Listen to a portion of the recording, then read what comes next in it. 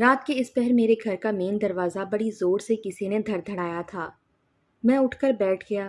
اس پہر تو ہر سو خاموشی کا راج تھا۔ میں نے لیمپ چلا کر گھڑی کی جانب دیکھا تو اس وقت رات کے 3 بج رہے تھے۔ میں یہ دیکھ کر پریشان ہوا تھا کہ اس وقت کون ہو سکتا ہے۔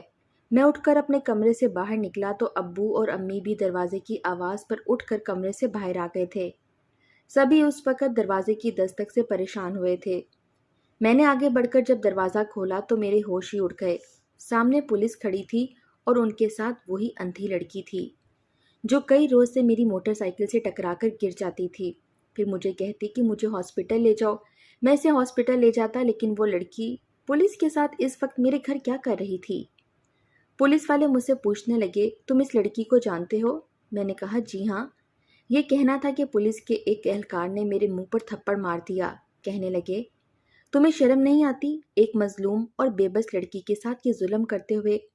میں یہ سوچ رہا تھا کہ میں نے اس لڑکی کے ساتھ کیا کیا تھا۔ وہ تو خود ہی جان بوجھ کر میری بائک کے سامنے اچانک سے آ جاتی تھی اور پھر وویلا مچا دیتی تھی۔ میں تو اسے ہاسپٹل لے جا کر پٹی بھی کروا دیتا تھا۔ میں نے کہا انسپکٹر صاحب، اس میں میرا کوئی قصور نہیں، یہ لڑکی تو خود ہی۔ میری بات پولیس انسپکٹر نے مکمل ہونے سے پہلے ہی میرے منہ پر تھپڑ مار کر ختم کر دی۔ کہنے لگے، ایک مظلوم سی لڑکی کو قصوروار کہہ کر تم ہٹے کٹے نوجوان خود کو مظلوم ظاہر کر رہے ہو؟ میرے والدین ہکا بکا کھڑے تھے۔ میرے والد آگے بڑھے اور پوچھنے لگے کہ انسپکٹر صاحب، آخر ہوا کیا ہے؟ میرے بیٹے نے کیا ظلم کیا ہے؟ وہ انسپکٹر مجھے تعصب سے دیکھ کر میرے والد کو کہنے لگا، او بزرگو، آپ کے لڑکے نے اس لڑکی کے ساتھ زیادتی کی ہے۔ الفاظ سے ذلت کا زوردار تماچا۔ میں یہ سن کر حیرت سے منہ کھولے اس لڑکی کو دیکھنے لگا جو معصومیت کا لبادہ اوڑھے پولیس والوں سے کس فراٹے سے جھوٹ بول کر مجھے پھنسانے کے لیے یہاں تک آ پہنچی تھی۔ میں نے کہا یہ جھوٹ ہے، یہ لڑکی بکواس کر رہی ہے، میں نے ایسا اس کے ساتھ کچھ نہیں کیا۔ مجھے تو یکدم سے ہی اس لڑکی کے اس جھوٹ کو سن کر آگ سی لگ گئی تھی۔ وہ لڑکی ان پولیس والوں کے سامنے رونے لگی، کہنے لگی، یہ شخص جھوٹ بول رہا ہے، اسی نے میرے ساتھ گناہ کیا ہے، میں اسی کے بچے کی ماں بننے والی ہوں۔ وہ لڑکی جسے میں اندھی اور مظلوم سمجھ رہا تھا، وہ تو ایک نمبر کی چالاک اور چال باز نکلی تھی۔ میرے والد کہنے لگے، بیٹی تمہیں غلط فہمی ہوئی ہے، میرا بیٹا ایسا ہرگز نہیں کر سکتا، وہ تو بہت شریف لڑکا ہے۔ لیکن وہ رونے لگی، کہنے لگی کہ آپ کے بیٹے نے ہی رات کی تنہائی کا فائدہ اٹھاتے ہوئے میرے ساتھ گناہ کیا ہے۔ میں روتی رہی، اس کی منت کرتی رہی، لیکن اس شخص کو مجھ اندھی پر رحم نہیں آیا۔ وہ بنا کسی کی جانب دیکھے بڑی بے شرمی سے جھوٹ پر جھوٹ بول رہی تھی۔ میں نے کہا انسپکٹر صاحب، اس کے پاس کیا ثبوت ہے کہ میں نے اس کے ساتھ زیادتی کی ہے؟ یہ جھوٹ بول رہی ہے، مجھے لگتا ہے یہ اندھی نہیں ہے، اندھے ہونے کا ناٹک کر رہی ہے۔ میری بات سن کر انہوں نے ایک رپورٹ میرے ہاتھ میں تھما دی۔ میں نے کھول کر دیکھا تو میرے ہوش اڑ گئے تھے۔ وہ اس لڑکی کی ڈی این اے رپورٹ تھی کہ اس کے ساتھ زیادتی ہوئی ہے، جس کے نتیجے میں وہ حاملہ ہے۔ میں نے کہا انسپکٹر صاحب، یہ رپورٹ مجھے مجرم ثابت نہیں کرتی، مجھے کیا پتا کہ اس کے ساتھ کس نے گناہ کیا ہے۔ وہ کہنے لگے، تم اس لڑکی کے گھر نہیں گئے تھے اس کے ساتھ؟ میں یہ سن کر تس بذب کا شکار ہوا تھا، کیونکہ میں اس لڑکی کے گھر اسے چھوڑنے 2-3 بار اس کے گھر تو گیا تھا۔ میں نے کہا سر جی، میں تو اس لڑکی کو اس کے گھر چھوڑنے گیا تھا، کیونکہ یہ لڑکی جان بوجھ کر میری بائک سے ٹکرا جاتی تھی، پھر کہتی تھی مجھے ہاسپٹل لے جاؤ۔ میں اس کی پٹی کروا کر اس کے گھر انسانیت کے ناطے اسے چھوڑ دیتا تھا، بس۔ انسپکٹر میرے سامنے آ کر کھڑا ہو گیا، کہنے لگا، تمہاری ہی انسانیت کا ثبوت یہ ہے کہ جو رپورٹ تمہارے ہاتھ میں ہے، کیا اس لڑکی کے گھر اندر نہیں گئے تھے؟ میں نے کہا ہاں، اسے چھوڑنے گیا تھا۔ تو کیا اس کے گھر میں تم اس وقت اس کے ساتھ تنہا نہیں تھے؟ یہ بھی سچ تھا کہ وہ لڑکی اپنے گھر میں تنہا ہی رہتی تھی۔ میں نے کہا جی، یہ اکیلی ہی رہتی تھی۔ انسپکٹر صاحب نے کمینگی سے ہنسی ہنستے ہوئے میرے والد سے کہا، سن رہے ہیں میاں صاحب برخودار کی باتیں، ایک لڑکی کے ساتھ یہ بھلا کون سی نیکی کی ہے اس نے؟ ایسا ہوتا ہے انسانیت کا رشتہ کہ پہلے اس کو اپنی موٹر سائیکل سے زخمی کرتا ہے، پھر اس کی مرہم پٹی کروا کر گھر کے اندر کمرے تک لے جاتا ہے، اور پھر یہ اتنا شریف النفس انسان ہے کہ اس لڑکی کو کمرے میں لے جا کر اس کے ساتھ کوئی گناہ بھی نہیں کرتا۔ میرے والد یہ سن کر نہ جانے کیوں شرم سے نظریں جھکا گئے تھے۔ میں نے کہا میں سچ کہہ رہا ہوں، میں اسے اندر کمرے تک ضرور چھوڑنے گیا تھا کیونکہ یہ لنگڑا رہی تھی، لیکن میں نے اس کے ساتھ کوئی گناہ نہیں کیا۔ لیکن میری بات وہ انسپیکٹر سننے کو تیار نہ تھا۔ میں نے کہا آپ میری رپورٹ لے لیں، ابھی سچ اور جھوٹ کا فیصلہ ہو جائے گا۔ وہ انسپیکٹر کہنے لگا ٹھیک ہے، ہم تمہاری رپورٹ لے لیتے ہیں، اور اگر تم ہی مجرم نکلے تو تمہیں اس لڑکی سے نکاح کرنا ہوگا، ورنہ انکار کی صورت میں تمہیں جیل میں بند کر دیا جائے گا۔ میں نے بھی حامی بھر لی کیونکہ میں گناہ گار نہیں تھا۔ پولیس والے مجھے اپنے ساتھ پولیس موبائل میں بٹھا کر اسی ہاسپٹل میں لے گئے جہاں وہ لڑکی مجھے ایکسیڈنٹ کے بعد لے کر جاتی تھی۔ وہاں کے ڈاکٹر مجھے دیکھ کر کہنے لگے کیا ہوا، کیا پھر سے آپ کی بیوی کو چوٹ لگ گئی؟ وہ ڈاکٹر وہی تھا جو روز اس لڑکی کی مرہم پٹی کرتا تھا۔ یہ سن کر پولیس والا مجھے قہر بھری نظروں سے دیکھنے لگا۔ بات بس اتنی سی تھی کہ جب میں اس لڑکی کو پہلی بار پٹی کروانے لایا تھا تو وہ ڈاکٹر کہنے لگا کہ ہم ایکسیڈنٹ کیس کو یوں نہیں دیکھتے، پہلے پولیس والوں کو بلاتے ہیں تاکہ مارنے والے کو پکڑا جا سکے۔ میں یہ سن کر کچھ ڈر سا گیا تھا، اس لیے میں نے کہہ دیا کہ یہ میری بیوی ہے اور بائک سے گاڑی ٹکرانے کی وجہ سے اسے چوٹ لگ گئی ہے۔ انسپیکٹر نے اس ڈاکٹر سے پوچھا کیا تم انہیں جانتے ہو؟ وہ ڈاکٹر کہنے لگا بہت اچھی طرح سے، کئی بار یہ اپنی اندھی بیوی کو یہاں لاتے رہے ہیں۔ اس ڈاکٹر کی بات سے تو میرے پسینے چھوٹنے لگے تھے۔ میں بے گناہ ہو کر بھی گناہ گار ہونے لگا تھا۔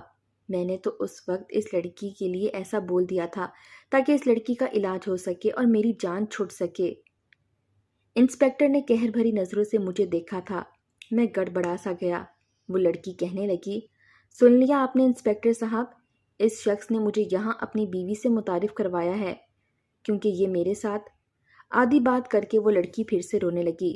میں نے کہا انسپیکٹر کو سچ بتاؤ، تو وہ کہنے لگا ہمیں تمہارے کسی بہانے پر کوئی بھروسہ نہیں ہے، اب تو تمہاری رپورٹ ہی تمہاری سچائی بیان کر دے گی۔ میں نے کہا مجھے کوئی اعتراض نہیں، لیکن اگر لڑکی جھوٹی نکلی تو ایک عورت ہونے کے ناطے اس سے کوئی لحاظ نہیں برتا جائے گا، اسے مجھ پر ایسا گھٹیا الزام لگانے کی سزا دی جائے گی۔ مجھے اس لڑکی پر بے تحاشا غصہ آنے لگا تھا۔ انسپیکٹر نے کہا اور اگر تم مجرم نکلے تو تمہیں بھی میں یہی سزا دلواؤں گا۔ میں نے کہا منظور ہے، کیونکہ میں اپنے کردار کی سچائی کو اچھے سے جانتا تھا۔ ابھی 1 ماہ پہلے کی ہی تو بات ہے، جب میں رات کو دیر سے فیکٹری کے کام سے فارغ ہوا تھا۔ میں بائک پر واپس گھر جا رہا تھا۔ میری فیکٹری شہر سے کچھ دور تھی۔ آدھے گھنٹے کی مسافت کے بعد شہر کی آبادی شروع ہوتی تھی۔ آج دیر تک فیکٹری کے مالک نے کام کروایا تھا، اس لیے میں کچھ تیز رفتار سے موٹر سائیکل چلا رہا تھا کہ سنسان سی سڑک تھی کہ اچانک سے ایک لڑکی مین روڈ کے بیچ کھڑی ہو گئی۔ میں نے بہت ہارن دیے لیکن وہ وہیں کھڑی تھی۔ اس وقت گاڑیوں کا رش اس سڑک پر نہ ہونے کے برابر تھا۔ میری بائک کی سپیڈ بہت تیز تھی۔ میں دائیں جانب بائک موڑنے لگا تاکہ اسی سپیڈ سے بائک آگے بڑھا کر لے جاؤں۔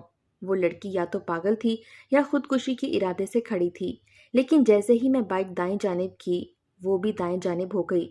اس وقت میں اس لڑکی کے بہت قریب پہنچ چکا تھا۔ بائک کو موڑتے وقت بریک لگائی بھی، لیکن میری بائک اس لڑکی کو لگ چکی تھی۔ وہ لڑکی سڑک پر جا گری تھی۔ مجبوراً مجھے وہ بائک روکنی پڑی کیونکہ وہ اوندھے منہ سڑک پر گری ہوئی چلا رہی تھی کہ مار دیا، میری ٹانگ توڑ دی۔ میں نے بائک جلدی سے سائڈ پر کھڑی کی اور اس کے پاس آ گیا۔ میں بہت پریشان تھا کہ کہیں کوئی آنے جانے والی گاڑیاں یہاں سے گزریں اور اس لڑکی کی وویلے پر مجھے ہی نہ پکڑ لیں۔ میں اس کے پاس آ گیا۔ میں نے کہا غلطی آپ کی ہے محترمہ، میں کب سے ہارن دے رہا ہوں، آپ کو پیچھے ہٹنے کے اشارے بھی کر رہا تھا، لیکن آپ کو شاید مرنے کا شوق ہے۔ میری بات پر وہ اٹھ کر بیٹھ کر اپنی رگڑ کھاتی کوہنیاں صاف کرنے لگی۔ کہنے لگی آنکھوں میں دیکھنے کی صلاحیت ہوتی تو ہی آپ کے اشارے نظر آتے۔ میں اب بھی نہیں سمجھا تھا۔ وہ اٹھ کھڑی ہو گئی۔ کہنے لگی مجھے بہت چوٹ آئی ہے، مجھے ڈاکٹر پر لے جاؤ۔ اس کے انداز نے سوچنے پر مجبور کیا تھا کیونکہ وہ دائیں بائیں دیکھ کر بات کر رہی تھی، مجھے نہیں دیکھ رہی تھی۔ پھر مجھے خیال آیا کہ وہ شاید دیکھ نہیں سکتی۔ اس بات نے تو میرے اندر ایک ندامت کا احساس سا پیدا کر دیا تھا۔ میں اسے اپنی بائک پر بٹھا کر قریبی چھوٹے سے ہاسپٹل پر لے گیا۔ وہاں ڈاکٹر نے اس لڑکی کی پٹی کی، دوا دی۔ واپسی پر میں اسے پوچھنے لگا کہ وہ کہاں رہتی ہے۔ اپنا ایڈریس بتا دے، میں اسے اس کے گھر چھوڑاتا ہوں۔ وہ لڑکی میرے موٹر سائیکل سے ٹکرانے کی وجہ سے لنگڑا کر بھی چل رہی تھی۔ اپنے گھر کے سامنے جا کر کہنے لگی میں اکیلی رہتی ہوں اور میرے پاؤں پر بہت زور سے چوٹ لگی ہے، آپ مجھے اگر سہارا دے کر اندر چھوڑ دیں تو آپ کا احسان ہوگا۔ مجھے کیا خبر تھی کہ یہ لڑکی مجھے پھنسوانے کا ارادہ رکھتی ہے۔ اس کے بعد تو اس لڑکی نے جیسے تماشا ہی پکڑ لیا تھا۔ اس 1 مہینے میں وہ ہر ہفتے میری بائک سے ٹکرا جاتی اور مجھے ایسے ہی ہاسپٹل لے آتی، پٹی کروا کر مجھ سے گھر کے اندر تک چھوڑنے کا کہتی، اور اب مجھ پر الزام تراشی کر رہی تھی۔ میں نے ٹیسٹ کروا لیا، لیکن پولیس نے مجھے کہا کہ جب تک رپورٹس نہیں آ جاتی وہ مجھے اپنی تحویل میں رکھیں گے۔ میں 2 دن جیل میں گزارے، وہ بھی بنا کسی جرم کے۔ 2 دن بعد وہ پولیس والا میرے پاس آیا اور میری جیل کا دروازہ کھول کر کہنے لگا، میرے پیچھے آؤ۔ میں اس کے پیچھے اس کی تقلید کرنے لگا۔ وہ مجھے اپنے آفس میں لے گیا اور پھر ایک رپورٹ مجھے پکڑا دی، جس رپورٹ نے میرے ہوش اڑا دیے تھے۔ اس رپورٹ سے تو میں ہی مجرم ثابت ہوتا تھا۔ مجھے ابھی بھی اس رپورٹ پر یقین نہیں آ رہا تھا۔ میں نے کہا یہ رپورٹ جھوٹی ہے، میں نے اس لڑکی کے ساتھ کوئی گناہ نہیں کیا۔ پولیس انسپکٹر کہنے لگا، یا تو اس لڑکی سے شادی کرو یا پھر جیل میں رہو۔ میرے والدین میرے لیے الگ پریشان تھے۔ میرے والد بھی مجھے کو برا سمجھ رہے تھے، کہنے لگے تم نے گناہ کیا ہے تو شادی بھی تمہیں ہی کرنی پڑے گی۔ میرے لاکھ انکار کے باوجود میری شادی اس جھوٹی مکار لڑکی سے کر دی گئی۔ میں نے نکاح تو مجبوراً کر لیا تھا، لیکن میرا جی چاہا میں اس لڑکی کا قتل ہی کر ڈالوں، کیونکہ میں اپنے والدین کی نظر میں ایک بد کردار ثابت ہو چکا تھا۔ میں نے اس لڑکی کے ساتھ کوئی گناہ نہیں کیا تھا۔ مجھے یہ حیرت تھی کہ رپورٹ میں کیسے یہ ثابت ہو گیا کہ میں نے گناہ کیا ہے، حالانکہ میں نے تو اسے چھوا تک نہیں تھا۔ نہ جانے کس کا گناہ وہ میرے گلے ڈالنا چاہ رہی تھی۔ میں اپنی کزن کو پسند کرتا تھا اور میرا اپنی کزن سے رشتہ طے ہو چکا تھا، لیکن اس لڑکی نے تو مجھے سب کی نظروں میں ذلیل کر کے رکھ دیا تھا۔ میری ماں مجھے نفرت سے دیکھ رہی تھی، کہنے لگی، حارث، تم نے تو میری تربیت کو ہی ایک گالی دے دی۔ اگر تمہیں اس لڑکی کے ساتھ شادی نہیں کرنی تھی تو صاف کہہ دیتے، میں عزت سے کروا دیتی، لیکن تم نے ہمیں بھی اپنے ساتھ ساتھ رسوا کر دیا۔ کل جب محلے والے یہ پوچھیں گے کہ ایسا بھی کیا ہوا تھا، آپ کے گھر پولیس آ گئی اور پھر آپ کا بیٹا جیل میں رہا اور اب نکاح کر لیا، وہ بھی منگیتر کے ہوتے ہوئے۔ میری ماں نے ایک تلخ حقیقت کی ایک جھلک میرے سامنے مجھے دکھائی تھی، لیکن میں کیسے سمجھاتا کہ میں بے قصور تھا۔ میں نے امی سے کہا، امی میرا قصور نہیں ہے۔ امی کہنے لگی، بس بھی کر دو، اتنے بڑے ثبوت کے بعد بھی تمہیں شرم نہیں آ رہی جھوٹ بولتے ہوئے؟ میری ماں روتے ہوئے مجھے ہی کوس رہی تھی۔ بات تو سچ تھی، برسوں کی کمائی ہوئی عزت خاک میں مل گئی تھی، لیکن میں بے قصور تھا۔ امی نے مجھے تنفر سے دیکھا اور کہا، کب سے یہاں بیٹھا میرا منہ تک رہا ہے، جا اپنی بیوی کے پاس۔ امی مجھے غصے سے بولیں اور میرا جی چاہا کمرے میں جا کر اس لڑکی کا قتل ہی کر ڈالوں۔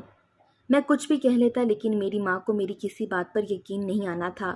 میں اپنے کمرے میں گیا تو وہ لڑکی میرے بیڈ پر بیٹھی تھی۔ میرا جی چاہا اس کا منہ ہی توڑ دوں، جس کے ساتھ میں نے کوئی گناہ نہیں کیا تھا۔ میں بڑے جارحانہ انداز سے اس کی جانب بڑھا تھا، لیکن وہ بے نیاز سی بیٹھی رہی۔ میں نے کہا، تم نے بہت ڈرامے بازی کر لی سب کے سامنے۔ تم بے شک خود کو سچا ثابت کر چکی ہو، لیکن میرا اللہ جانتا ہے کہ تم جھوٹی ہو۔ میری بات پر بھی وہ خاموشی رہی۔ میں غصے سے اسے دیکھ رہا تھا۔ وہ نظریں جھکائے بیٹھی تھی۔ میری آنکھوں سے آنسو بہنے لگے، جس پر میں نے کب سے ضبط باندھ رکھا تھا۔ میں نے کہا، تم نے مجھے بدنام کر کے رکھ دیا۔ مجھے بس یہ بتا دو، میں نے تمہارا کیا بگاڑا تھا؟ مجھے اس لڑکی پر جتنا غصہ آتا وہ کم تھا۔ میں نے آج تک کبھی ایسا کوئی کام نہیں کیا تھا کہ لوگ مجھے میرے کردار پر باتیں سناتے، لیکن وہ لڑکی کچھ نہیں بولی۔ میں نے اس کا ہاتھ غصے سے پکڑا اور اسے اپنے کمرے سے باہر نکال دیا۔ میں نے کہا، سامنے اسٹور ہے، جاؤ وہاں جا کر رہو، خبردار آج کے بعد میرے کمرے میں نظر آئی۔ میری بات سن کر بھی وہ چپ تھی۔ میں نے پوری قوت سے اپنے کمرے کا دروازہ بند کیا تھا۔ کافی دیر تو مجھے غصے اور غم کے مارے نیند ہی نہیں آئی۔ میری منگیتر رامیہ مجھ سے بہت محبت کرتی تھی، میری خالہ زاد تھی، میں بھی اسے بہت پسند کرتا تھا۔ بس 6 ماہ بعد ہی ہماری شادی تھی، لیکن اس لڑکی نے جانے مجھ سے کس بات کا بدلہ لیا ہے، میں اسے جانتا تک نہیں ہوں۔ ابھی انہی سوچوں کے تانے بانے بنتا نہ جانے کب سو چکا تھا۔ صبح میرے دروازے پر دستک ہوئی۔ میں نے بامشکل آنکھ کھول کر دیکھا تو صبح کے 8 بج رہے تھے۔ میں اٹھ کر بیٹھ گیا۔ 2 دن سے میں جیل میں بند تھا۔ میری فیکٹری کا مالک تو مجھے نوکری سے نکال دے گا۔ میں جلدی سے اٹھ گیا، کمرے کا دروازہ کھولا تو امی مجھے گھور رہی تھیں، کہنے لگی، ایک تو تم نے گناہ کیا ہے اور اب اس مظلوم لڑکی کے ساتھ یہ بدسلوکی کر رہے ہو۔ میں نے کہا میں اس وقت آپ کے سوالات کا جواب نہیں دے سکتا، کیونکہ آپ کو نہ اپنے خون پر بھروسہ ہے اور نہ ہی اپنی تربیت پر۔ یہ کہہ کر میں اپنی فیکٹری چلا گیا، لیکن یہ نہیں معلوم تھا کہ میری قسمت میں اس اندھی سے شادی کر کے اب اندھیرے ہی اندھیرے تھے۔ میرے مالک نے مجھے نوکری سے نکال دیا، کہنے لگا میری فیکٹری میں عورتیں اور جوان لڑکیاں بھی کام کرتی ہیں، میں تم جیسے نوجوان کو یہاں نہیں رکھ سکتا۔ میری ذلت اور نہ جانے کہاں کہاں لکھی تھی۔ میں بڑا مایوس ہو کر گھر لوٹا تھا، جب میرے گھر میری خالہ موجود تھیں جو روتے ہوئے کہہ رہی تھیں کہ حارث نے اچھا نہیں کیا، اتنی بدنامی ہو گئی ہے، میں تو کبھی بھی اپنی بیٹی کا رشتہ اسے نہیں دوں گی۔ مجھے دیکھ کر میری خالہ یہ کہہ کر چلی گئیں۔ میری ماں روتے ہوئے مجھے دیکھ رہی تھیں، کہنے لگیں تمہاری ایک غلط خواہش کی تکمیل نے ہمیں بھی رسوا کر کے رکھ دیا ہے۔ میں نے کچھ نہیں کہا اور اپنے کمرے میں آ گیا، لیکن میں حیران تھا کہ وہ لڑکی کسی سے فون پر ہنس ہنس کر باتیں کر رہی تھی۔ مجھے یہ دیکھ کر اس پر غصہ آنے لگا۔ میری عزت کا جنازہ نکال کر وہ لڑکی فون پر کسی سے ٹھٹے لگا رہی تھی۔ مجھے دیکھ کر اس نے فون بند کر لیا۔ میں نے کہا تم کس سے بات کر رہی تھی؟ کہنے لگی اپنی ایک دوست سے۔ میں نے کہا تم نے جھوٹ کیوں بولا؟ کہنے لگی میں نے کوئی جھوٹ نہیں کہا، آپ نے ہی میرے ساتھ گناہ کیا ہے۔ وہ اس وقت بھی مجھ سے جھوٹ بول رہی تھی، جہاں میرے اور اس کے سوا صرف میرا رب تھا۔ میں نے کہا کیوں جھوٹ بول رہی ہو؟ میری ایک بات یاد رکھنا، میں تمہیں اپنے ساتھ کبھی نہیں رکھوں گا، کچھ ہی دن میں میں تمہیں طلاق دے دوں گا۔ میری بات سن کر بھی وہ چپ رہی۔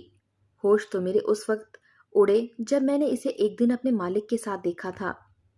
میں چند روز سے نئی نوکری کی تلاش میں اس فیکٹری کے آس پاس کسی دوسری فیکٹری میں نوکری ڈھونڈ رہا تھا، کیونکہ مجھے اسی کام کا تجربہ تھا۔ مجھے ایک دوسری فیکٹری میں نوکری مل گئی، لیکن جیسے ہی میں اس فیکٹری سے باہر نکلا میرے ہوش ہی اڑ گئے۔ وہ لڑکی میری فیکٹری کے مالک کے ساتھ گاڑی میں بیٹھ کر کہیں جا رہی تھی۔ میرے لیے یہ بات حیران کن تھی، کیا وہ میرے مالک کو جانتی تھی؟ میرا ذہن سوچنے سے معاف ہوا تھا۔ جس طرح سے وہ گاڑی میں بیٹھی میرے مالک کی طرف دیکھ کر ہنس ہنس کر باتیں کر رہی تھی، صاف لگ رہا تھا وہ اندھی نہیں تھی۔ لیکن مجھے حیرت کا جھٹکا اس وقت لگا جب میں گھر گیا تو وہ میرے گھر بھی موجود تھی، لیکن اس کا لباس وہی تھا۔ میں نے کہا تم کہاں سے آ رہی ہو؟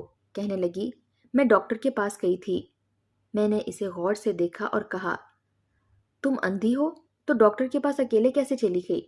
میری بات پر جواب میری ماں نے دیا، کہنے لگی میں اسے ڈاکٹر کے پاس لے کر گئی تھی۔ میں حیران ہوا تھا کہ اگر وہ امی کے ساتھ ڈاکٹر پر گئی تھی تو وہ لڑکی کون تھی جو میرے مالک کی گاڑی میں گئی تھی؟ میرا ذہن مزید الجھ کر رہ گیا، میں پریشان سا ہو گیا تھا۔ ابھی اسی الجھن سے باہر نہیں نکلا تھا کہ جب ایک رات میری آنکھ کھلی تو میں پانی پینے کمرے سے باہر گیا۔ وہ اندھی لڑکی صحن میں کسی مرد کے ساتھ کھڑی باتیں کر رہی تھی۔ اندھیرے کی وجہ سے مجھے کچھ صاف دکھائی نہیں دے رہا تھا، لیکن جو باتیں میں سن چکا تھا، میرے ہر سوال کا جواب مجھے مل گیا تھا۔ وہ لڑکی میرے ساتھ بہت بڑی چال چل رہی تھی۔